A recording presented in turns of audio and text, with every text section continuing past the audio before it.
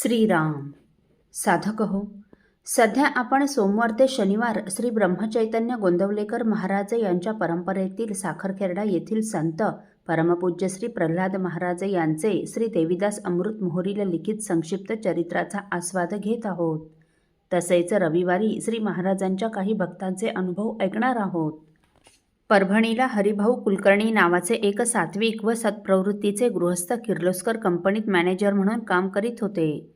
मुंबईला त्यांच्या किर्लोस्कर कंपनीचे मुख्य कार्यालय असून त्यांना कंपनीच्या कामासाठी वर्षातून 2-3 वेळा मुंबईला जावं लागे. त्यांच्याप्रमाणेच औरंगाबादला याच कंपनीच्या दुकानात मंडलिक नावाचे एक गृहस्थ मॅनेजर म्हणून काम करीत असत. त्यांनाही यांच्याप्रमाणेच मुंबईला जावं लागे. तिथे या दोघांची भेट होई. या मंडलिक साहेबाला श्री तात्यासाहेब केतकर यांच्या मुखातून श्री गोंदवलेकर महाराज बोलतात व मालाडला त्यांची प्रवचने होतात याची माहिती होती व त्यांनी 2-3 वेळा तात्यासाहेबांची पेटीवरील प्रवचने ऐकली होती. एक दिवस सहज विषय निघाला. त्यावेळी त्यांनी ही गोष्ट हरिभाऊला सांगितली व हरिभाऊंना एक वेळ ते मालाडला तात्यासाहेबांकडे घेऊनही गेले.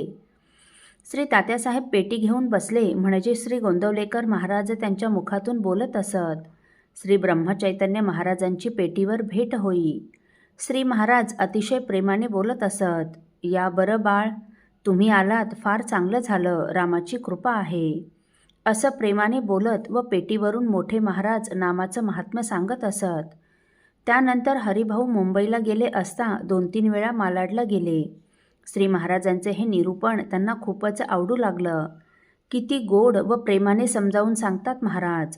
पुढे त्यांनी चौकशी केली तेव्हा त्यांना तात्यासाहेब गोंदवलेकर महाराजांचा अनुग्रह देतात असं कळलं. पुढे घरी गेल्यावर त्यांनी ही गोष्ट आपल्या पत्नीला सांगितली तेव्हा त्या उभयतांना तात्यासाहेबांकडून अनुग्रह घ्यावा असं वाटू लागलं. काही दिवसांनी त्यांनी तात्यासाहेबांना आपला मंत्रानुग्रह व्हावा म्हणून तळमळ आहे, तेव्हा मी मालाडला अनुग्रह घेण्यासाठी केव्हा येऊ तसे कळवावे म्हणून पत्र टाकले. परंतु मालाडला हे पत्र पोहोचण्याच्या काही दिवस आधीच श्री तात्यासाहेब महाराजांनी देह ठेवला होता. एप्रिल 1967ला तात्यासाहेब सद्गुरूरूपी विलीन झाले होते. परंतु या गोष्टीची हरिभाऊंना काहीच कल्पना नव्हती.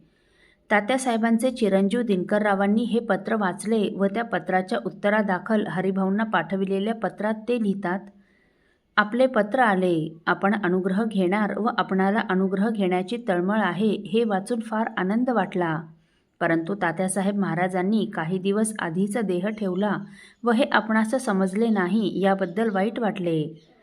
दिनकरराव पुढे लिहितात, परंतु तरीही आपली अनुग्रह घेण्याची तळमळ जाणून श्री महाराजांच्या प्रेरणेने आपणास कळवावे वाटते की आज श्री ब्रह्मचैतन्य गोंदवलेकर महाराजांच्या संप्रदायामध्ये सध्या अधिकारी संत म्हणून कोणी असेल तर ते केवळ साखरखेर्ड्याचे श्री प्रल्हाद महाराज रामदासी हे एक आहेत. तेव्हा आपण त्यांचा अनुग्रह घ्यावा म्हणजे श्री महाराजांचा अनुग्रह झाल्यासारखे होईल आणि अनुग्रह घेण्याची आपली तळमळ शांत होईल.